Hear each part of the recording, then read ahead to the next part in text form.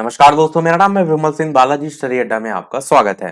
Super TET और लेखपाल जो है उसके लिए हम प्रैक्टिस सेट आपको करा रहे हैं। तो इससे पहले हमने सेट नंबर 7 के प्रश्न देखे थे।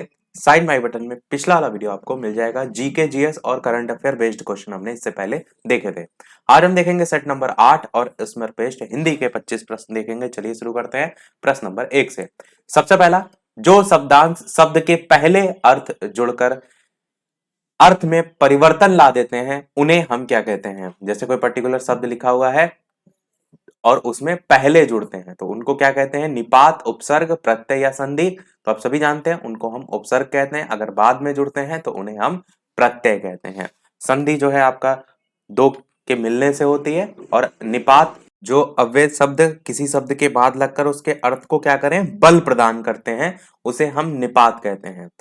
जैसे हम कहते हैं तक या भर या ही। कोई अगर सेंटेंस की बात करें तो हम कहें मेरा कल मेरा मित्र भी आएगा, तो भी लगाकर हम क्या कर रहे हैं, उस पर जोर दे रहे हैं।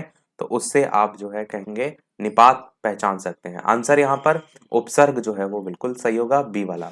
अगला देखते हैं दूसरा प्रश्न कि जो अव्यय वाक्य में किसी शब्द के बाद लगाकर उसे विशेष बल प्रदान करते हैं उन्हें क्या कहते हैं। यहां पर किसी शब्द के बाद लगाकर की बात की गई है।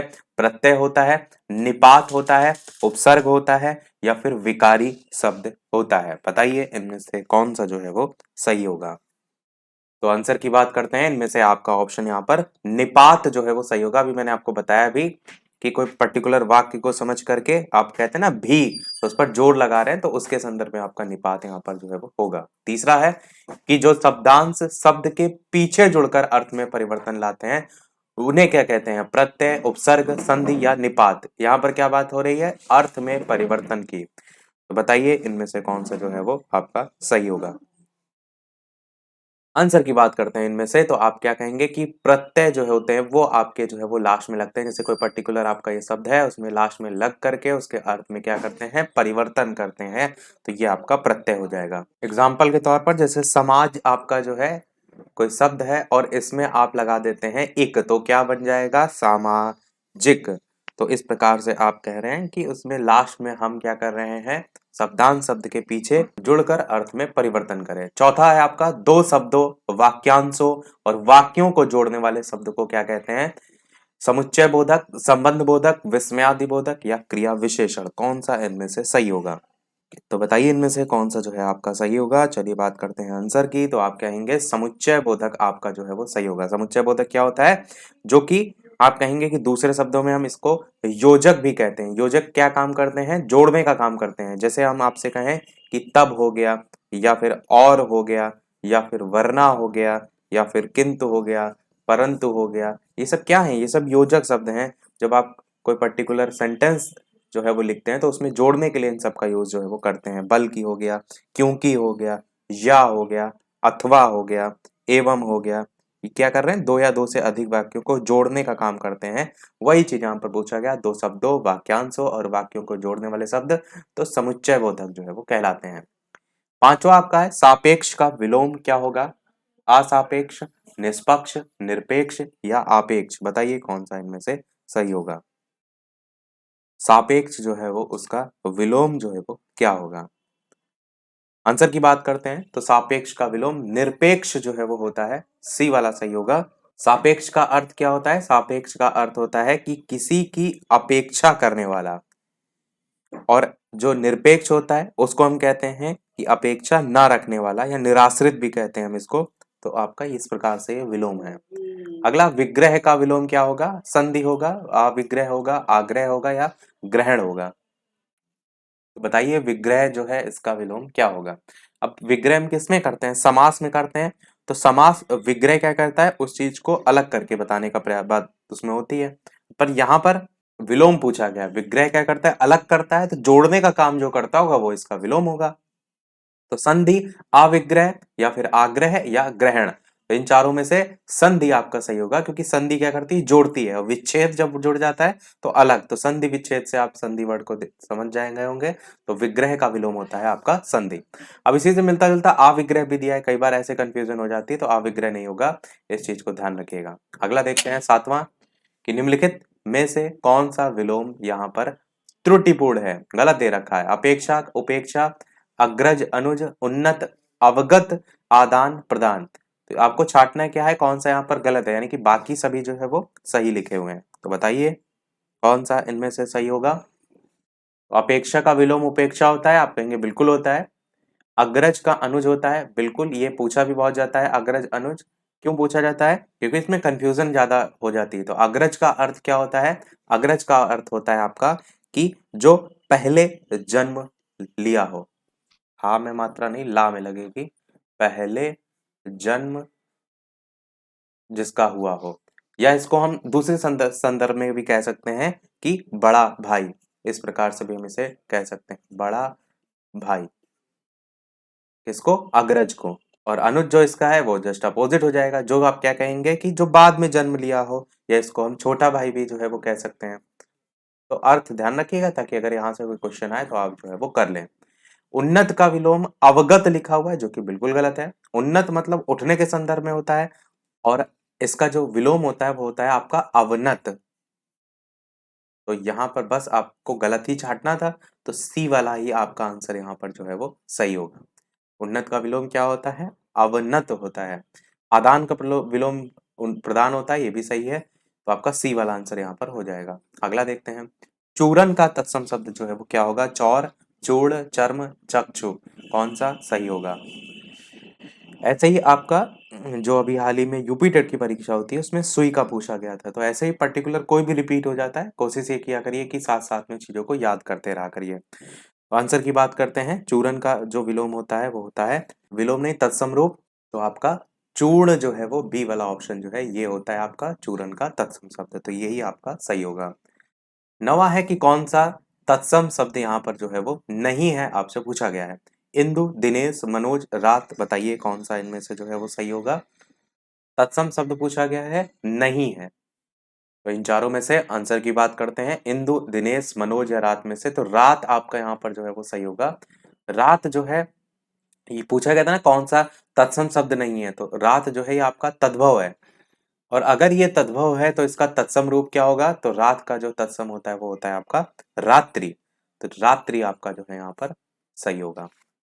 10वां प्रश्न, तिक्त शब्द का तद्भव क्या होगा, तीता, तीखा, तिक्ता या तिखन। तो बताइए इनमें से कौन सा जो है वो सही होगा। तो ऑप्शन एबीसीडी में से आंसर की बात करते हैं, तो तीता आपका यहाँ पर सही होगा।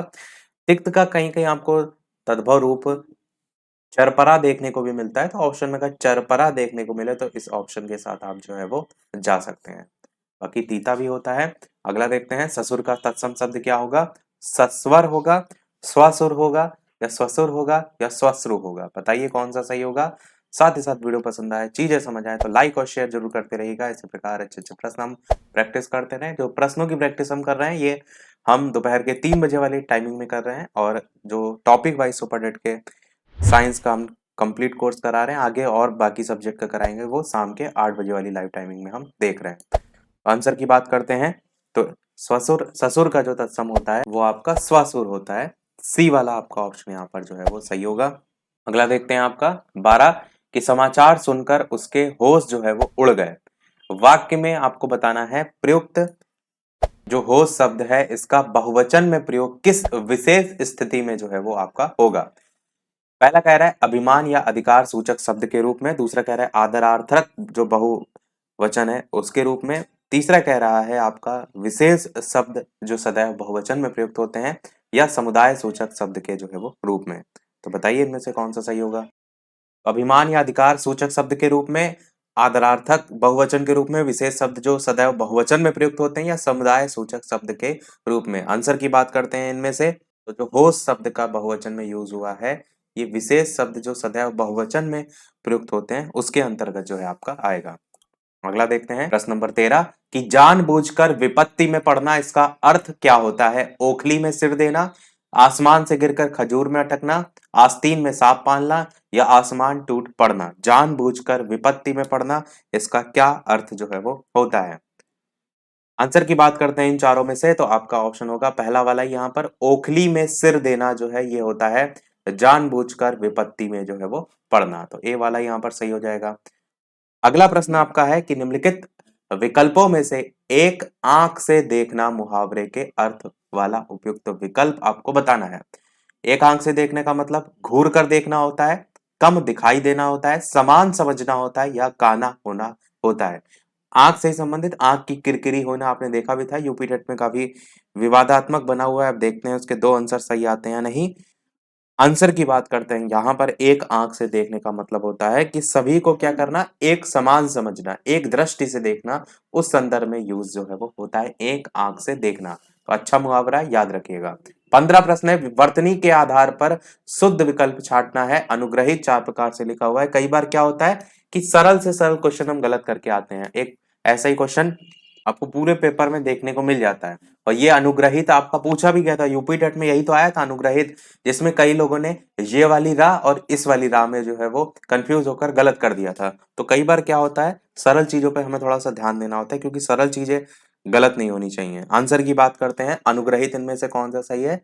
तो ये वाला ए वाला यहाँ पर जो है वो सही होगा। अनुग्रहित इस प्रकार से आपका लिखा जाता है। इस प्रकार से शुद्ध शब्दों से संबंधित क्वेश्चन बनते हैं। 16 प्रश्न, किस शब्द में उपसर्ग का प्रयोग जो है वो नहीं है आपसे पूछा गया है? उत्कर्ष, नीरव, पराक्रम, चतुराई, बताइए कौन सा इनमें से जो है वो सही होगा। किस में आपसे पूछा गया है उपसर्ग का प्रयोग जो है वो नहीं है? तो कैसे आप पहचानेंगे? आपको पता होना चाहिए कि सभी शब्दों में कौन सा जो है वो उपसर्ग लगा हुआ है। जैसे उत्कर्ष की बात करें तो यहां पर कौन सा उपसर्ग है? उत उपसर्ग है। और उत उपसर्ग या शब्दांश का यूज जो है ऊंचा, श्रेष्ठ या ऊपर के अर्थ में हम जो लगाते हैं।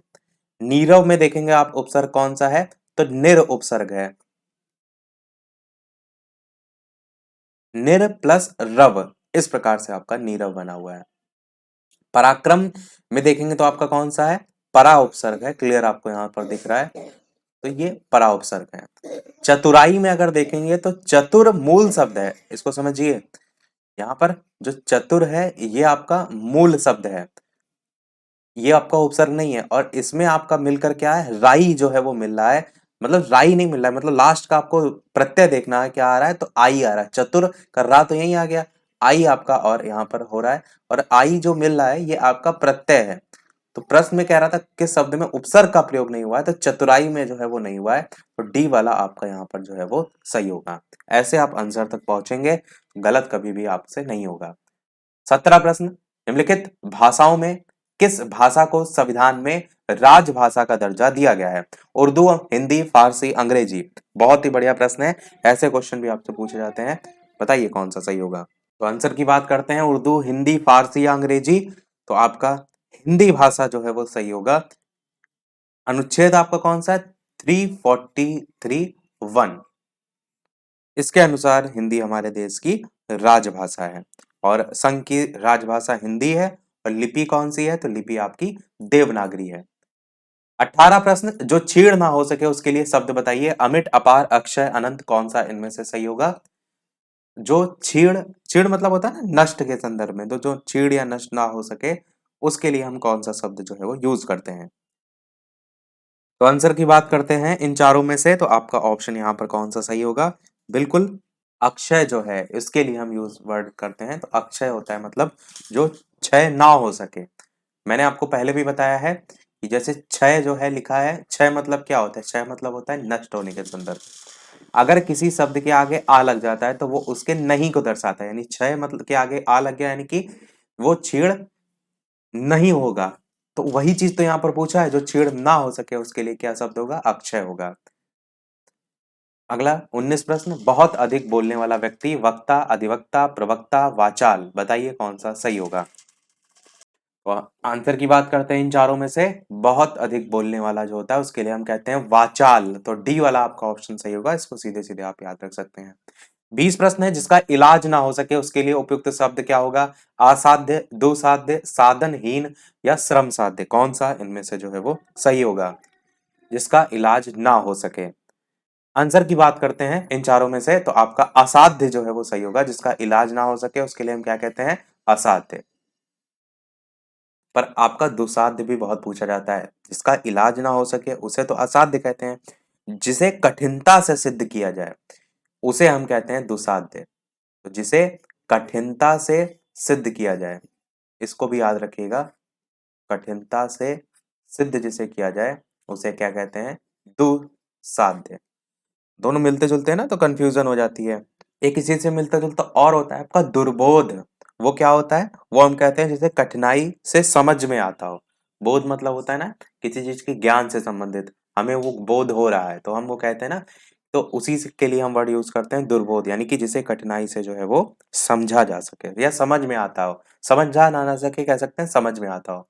अगला आपका है कि चार चार वर्गों में व्यक्त किया गया है, प्रत्येक वर्ग में एक शब्द तत्सम नहीं है, आपको उसी का चयन करना है। चंचू, चतुष्पद, चोर, चतुर्थी, बताइए कौन सा यहाँ पर शब्द तत्सम नहीं है। तो इन चारों में से आंसर की बात करते हैं, चंचू, चतुष्पद, चोर या चतुर्थी में, तो चोर आपका यहाँ पर तत्सम शब्द जो है वो नहीं है, तद्भव है। और तत्सम रूप जो इसका चौर करके लिखा जाता है, दो मात्राएं आपकी ऐसे लग जाती हैं।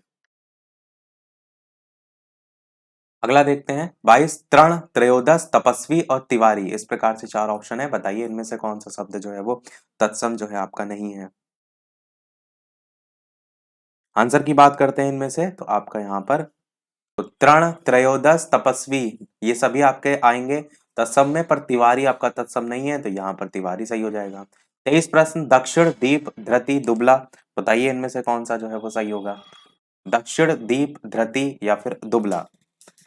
आंसर की बात करते हैं तो यहाँ पर ऑप्शन दुबला जो है वो क्लियर आपको दिख रहा है कि तत्सम नहीं है, तद्भव है।